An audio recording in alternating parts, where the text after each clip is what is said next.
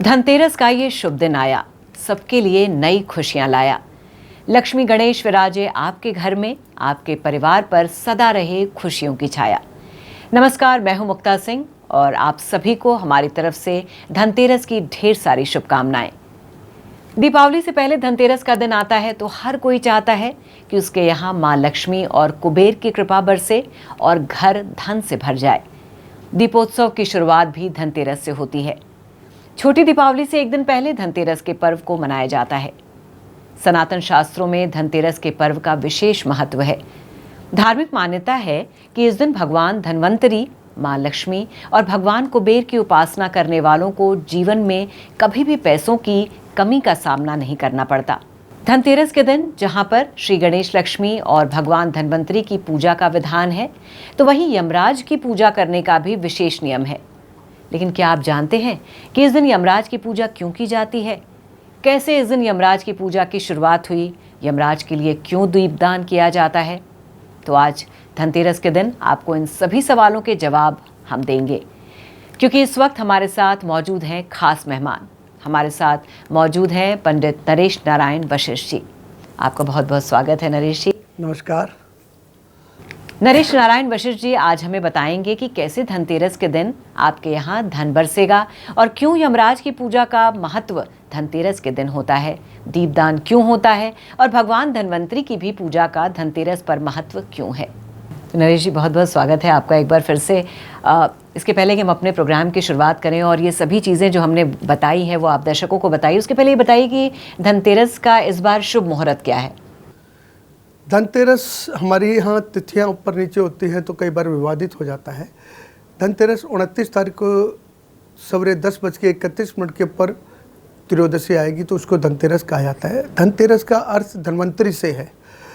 समुद्र मंथन में से बहुत सारे रत्न निकले, उनमें से एक रत्न धन्वंतरी देवता भी थे जो विष्णु के अंश माने गए। धन्वंतरी आयुर्वेद के देवता है, तो धन से जुड़ गए तो लोगों ने इनको फाइनेंस माना। बेसिकली हमारे यहाँ धन का मतलब होता है पहला धन निरोगी काया, दूसरा धन घर में नवाया, तीसरा धन सत्वंती नारी, चौथा धन संतान आज्ञाकारी। तो ये सब धन ही तो हैं। तो लोगों ने समझा ये धन है, जबकि यहाँ निरोगी काया को धन माना गया। तो धन्वंतरी वो देवता है जिनके आने से हम लोग निरोगी हुए। उसी दिन कुबेर की पूजा का महत्व है। इसी दिन यम की पूजा का भी महत्व है। पूरे वर्ष में यम एक ही दिन पूजे जाते हैं और वो दिन है हमारा त्रयोदशी। तो ये तीन देवताओं को एक साथ मनाया जाता है। एक से निरोगी काया माना जाता है, एक से मांगा जाता है धन, जो हमारे पहला धन निरोगी काया, दूसरा धन घर में माया, और तीसरा धन सबसे बड़ा होता है अकाल मृत्यु। तो अकाल मृत्यु से बचने के लिए उस दिन यम का दीपदान किया जाता है। दक्षिण दिशा की ओर मुँह करके यम को दीपक जलाया जाता है। कुबेर के लिए घर में जहाँ हमारा नल होता है, जहाँ से पानी आता है, उस क्षेत्र में जाकर हम लोग अपने वॉश बेसिन के पास दिया रखते हैं। और धन्वंतरी के लिए इस दिन हमारे यहाँ कहा जाता है कि निरोगी काया के लिए दवाई खरीदना चाहिए, आयुर्वेद से संबंधित चीज़ें खरीदना चाहिए, घर में निरोगी काया रहती है। चलिए पंडित जी, ये तो बात हो गई शुभ मुहूर्त की। अब क्योंकि आज के दिन, जैसा कि आपने बताया कि हम ये मानते हैं कि आज के दिन हमें कुछ ना कुछ अच्छा खरीदना चाहिए। अब महिलाओं को तो आप जानते हैं कि हम तो यही मानते हैं कि सोना ज़रूर खरीदना चाहिए आज के दिन, जिससे अपना भी कुछ फ़ायदा हो सके। खैर, ये तो चलिए मजाक की बात हो गई, लेकिन क्या सिर्फ सोना ही खरीदना चाहिए या फिर और भी कुछ ऐसी चीज़ें हैं जो आप बता सकते हैं कि क्या खरीदें जिससे घर में लक्ष्मी का आगमन हो? दरअसल ये एक परंपरा के तहत ये चीज़ें चल गई हैं। हमारे यहाँ धन का संबंध धातु से था। धातु में धन का वास होता है, तो इसने आपने देखा हो लोग बर्तन खरीदते हैं। किसी वक्त में बर्तन भी हमारे यहाँ धन था, क्योंकि वो पीतल के होते थे, चांदी के होते थे, सोने के होते थे। जब हम चले जाते तो हमारी पीढ़ी के वो काम आते थे। उस पीढ़ी के अंदर वो बर्तनों को अपने जब पुराने हो जाते तो बिक जाते थे, उनसे भी धन आता था, सोना चांदी से धन आता था। तो एक परंपरा चली, हर एक अपने सामर्थ्य के हिसाब से उसको खरीदने लगा। तो जिसके पास जो सामर्थ्य था वो धातु उसने खरीदी। तो पहली धातु तो सोना और चांदी होता है, लेकिन सब लोग इस बराबर नहीं थे, तो वो बर्तन खरीदते थे। उसको भी वो ये मानते थे कि हम धन खरीद के लाए।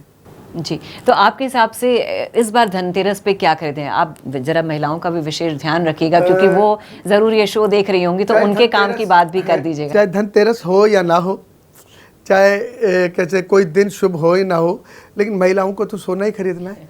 तो स्वर्ण खरीदने की परंपरा है। इस बहाने एक हो जाए संचय होता है, संचय होता है कि बाकी सब चीज़ें खर्च हो जाती हैं, सोना संचित हो जाता है। जो संचय होता है वही आपके बुरे समय में काम आता है। तो हमारे यहाँ कहा जाता है कि जो बच जाता है वही आपके काम आता है। तो सोने और चांदी को संचय माना गया। हम कितनी बार पहनते हैं, आधे से ज़्यादा टाइम तो आजकल के ज़माने में आर्टिफिशियल पहनते हैं, लेकिन वो सोना क्या होता है कि जब आपको कभी ज़रूरत पड़ेगी तो आपके काम आएगा। इसीलिए सोना खरीदने की परंपरा है।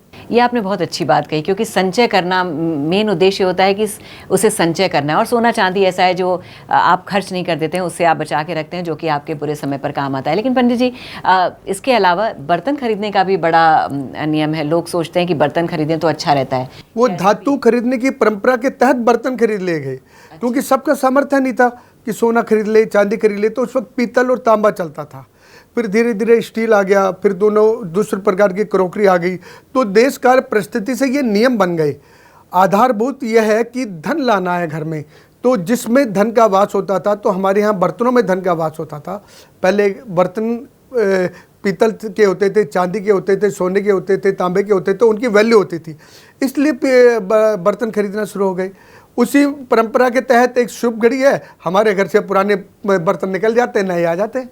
अच्छा, मैंने बहुत लोगों को देखा है धनतेरस के दिन चांदी का सिक्का खरीदते हुए। वो उसको लक्ष्मी के लिए माना जाता है कि धनतेरस, हमारे यहाँ दीपावली 5 दिन की है, धनतेरस से शुरू होती है और वो भैया दूज तक चलती है। तो धनतेरस है, छोटी दिवाली है, नरक चतुर्दशी कहते हैं उसे, फिर बड़ी दिवाली है, महालक्ष्मी का दिन कहते हैं उसे, फिर उसके बाद गोवर्धन पूजा है और उसके बाद भैया दूज है। इन 5 दिनों में दिवाली की शुरुआत होती है धनतेरस से। उस दिन हमारे यहाँ पटरा बिछा लिया जाता है, एक उस पर लाल कपड़ा बिछा कर। पहला दिन होता है जब हम दिया जलाते हैं, दिवाली का पहला दिया जलता है तो धनतेरस को जलता है, तो उसमें चांदी का सिक्का रखा जाता है। तो वो जो परंपरा है उसमें कहा कि लक्ष्मी का वास चांदी में है जी, कुबेर का वास सोने में है, क्योंकि सोना आता जाता रहता है, चांदी यथावत रहती है, इसलिए। पंडित जी, मान्यता है कि धनतेरस में खरीदारी करने से 13 गुना धन की वृद्धि होती है। इस दिन माँ लक्ष्मी, भगवान धनवंतरी और कुबेर देवता की पूजा का विधान है। पौराणिक मान्यताओं के अनुसार इसी दिन समुद्र मंथन के दौरान, जैसा आपने भी बताया, अमृत कलश लेकर भगवान धनवंतरी प्रकट हुए थे, और इसलिए इस दिन भगवान धनवंतरी की पूजा की जाती है, जिससे परिवार के सदस्य आरोग्य रहते हैं। तो भगवान धनवंतरी की पूजा किस तरह धनतेरस पर की जाए ताकि परिवार के सदस्य निरोगी रहें? उसके लिए एक ही तरीका है, जैसे दीपावली की शुरुआत का दिन है धनवंतरी का दिन, कि पहला धन निरोगी काया है, तो फिर बाद में सारी माया है ना। अगर निरोगी काया ही नहीं है तो उस माया का क्या करेंगे आप। तो पहले दिन रखा जाता है कि हमारे घर में साफ सफाई रहे, स्वच्छता रहे, पवित्रता रहे और सच्चाई रहे। तो जब आपके घर में स्वच्छता रहेगी, पवित्रता रहेगी, तो वहाँ पर निरोगी काया का वास होगा। तो आप अपने घर में एक पटरा बिछाते हैं, उस पर लाल रंग का कपड़ा बिछाते हैं, उसमें चांदी का सिक्का धनवंतरी के धन वाले दिन लाकर उसको रखते हैं। तो आज के दिन से हमारे घर में लक्ष्मी आना शुरू होगी, और वो जब लक्ष्मी आएगी तो हमारे सारे साल रहेगी। आज के परिप्रेक्ष्य में ये बात ज़्यादा लागू होती है कि पहले निरोगी काया है फिर ही माया है, क्योंकि अगर आप ठीक ही नहीं रहेंगे तो फिर उस माया का क्या मतलब है। और आजकल आप देख रहे हैं जिस तरह की लाइफस्टाइल हो गई है, या जिस तरह का बिजी स्केड्यूल हो गया लोगों का, अपने लिए तो वक्त ही नहीं रह गया, माया के लिए ही वक्त रह गया, निरोगी काया तो रही नहीं जा रही है। तो मेरे ख्याल से आज की डेट में हर आदमी ये चाहता है कि निरोगी काया हो पाए। हाँ, सबसे बड़ा चीज़ है कि धनवंतरी की पूजा करें। जब उसके लिए धनवंतरी की पूजा करें, उनसे आराधना करें, तो एक ही मांगे कि पहला धन निरोगी काया। अगर निरोगी काया है तो सारी माया है। तो इसलिए धनवंतरी की पूजा का अर्थ ये होता है कि आपके घर में निरोग आए, आप स्वस्थ रहें, आप सुखी रहें, और आप ना उसी स्वस्थ सुखी रहेंगे तो आगे के कार्य कर पाएंगे, नहीं तो नहीं कर पाएंगे। पंडित जी, माँ लक्ष्मी और भगवान कुबेर की उपासना तो धनतेरस पर हर कोई करता है, क्योंकि अन्न धन के भंडारे माँ लक्ष्मी भरती है। और ऐसे में दर्शक आपसे जानना चाहते हैं कि धनतेरस पर किस विधि के अनुसार माँ लक्ष्मी और कुबेर की वंदना करें ताकि घर में धन बरसता रहे। इनमें मुहूर्त का महत्व है। हमारे यहाँ शुभ घड़ी, शुभ लगन, शुभ मुहूर्त सब कुछ रखते हैं हम। भाई सही टाइम देखकर निकलना, भाई सुबह सही समय है या नहीं, वो कार्य जा रहे हो उस समय को हम माने या ना माने। तो शुभ घड़ी, शुभ लगन, शुभ मुहूर्त का महत्व है। तो उसके अंदर शाम को 6:42 से लेकर और रात के 8:41 का जो मुहूर्त है वो धनतेरस की पूजा का मुहूर्त है। अच्छा, एक बात मेरे भी दिमाग में आती है और मुझे लगता है बहुत सारे लोग नहीं भी जानते होंगे पंडित जी कि इस दिन यमराज की पूजा भी की जाती है। तो ऐसा क्यों और कैसे इस दिन यमराज की पूजा की शुरुआत हुई और यमराज के लिए क्यों दीपदान किया जाता है, इसका महत्व भी जरा दर्शकों को आप बताइए। पूरे वर्ष भर में यम को केवल एक ही दिन पूजा जाता है और शुरुआत होती है धनतेरस से, और भैया दूज वाले दिन यम घर पर आते हैं। जो हम भाई दूज का त्यौहार मनाते हैं वो यम की बहन है यमुना, वो उससे मिलने आते हैं। तो उसके यहाँ पर वो कहते हैं आप मेरे से मिलने आए हो तो मेरी आयु की वृद्धि हो गई। तो उसने अपने भाई की कहते हैं रक्षा बांधी और भाई को जब नारियल दिया, भाई को जब तिलक लगाया तो इस उद्देश्य से लगाया कि आप इनकी रक्षा करना। तो यम का दिन, कुबेर का दिन, धन्वंतरि का दिन। धन्वंतरि ने निरोग काया दी और कुबेर ने उसको माया दी, यम ने उसको अल्पायु से बचाया। तो मृत्यु तो सबकी है, वो मृत्यु के देवता है, एक दिन सबको जाना है। हमारे यहाँ साक्षात देव ने प्रकट होकर जन्म लेकर भी मृत्यु को प्राप्त किया, क्योंकि ये लोक मृत्यु लोक है। लेकिन अल्पायु मृत्यु, इससे बचना है, निरोगी काया इससे बचना है, इसलिए यम को मनाया जाता है। दक्षिण दिशा में मुख करके घर के अंदर उसके घर की चौखट पर दीपक रखा जाता है, इसे यम दीप दान कहते हैं। चलिए, तो ये आपने बहुत ही अच्छे से बता दिया। और पंडित जी कोई खास बात जो इस दीपावली पर, धनतेरस पर हमें ध्यान देनी है या पूजा में कुछ खास तरीका अपनाना है जो आप दर्शकों को बताना चाहेंगे? व्यसन को निषेध करें।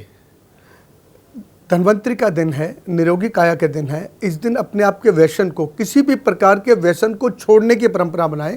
कि अगर आप कोई किसी प्रकार का मद्यपान करते हैं, आप किसी प्रकार का सेवन करते हैं, किसी प्रकार के ये आजकल तंबाकू, गुटखे, सिगरेट किसी प्रकार का करते हैं, तो उसे छोड़ने की परंपरा बनाएं। क्योंकि निरोगी काया का दिन है, इस दिन नहीं मांगा तो किस दिन मांगा। जैसे दीपावली वाले दिन अगर नहीं मांगा तो फिर किस दिन मांगा।